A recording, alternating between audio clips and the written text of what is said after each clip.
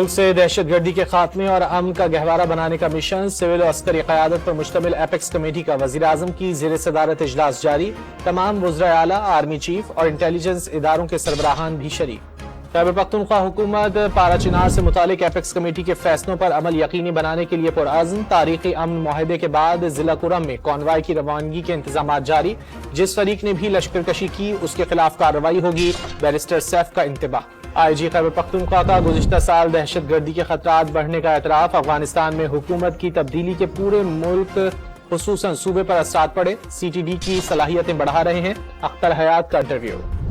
کوئٹہ میں سابق صوبائی وزیر اور ہزارہ ڈیموکریٹک پارٹی کے صدر عبدالخالق ہزارہ گھر میں ڈکیتی مزاحمت کے دوران زخمی ہو گئے، مبینہ ڈاکو ہمسایہ نکلا، پولیس نے گرفتار کر لیا، وزیر اعلیٰ سرفراز بگٹی کا نوٹس۔ 26 نومبر کو ڈی چوک پر احتجاج کا کیس، اسلام آباد کی مقامی عدالت نے عمر ایوب کی عبوری ضمانت میں 9 جنوری تک توسیع کر دی۔ ہنگامہ آرائی کے کیسز میں گرفتار پی ٹی آئی کے 250 کارکنوں کی ضمانت کی درخواستیں منظور، 150 کارکنوں کی مسترد۔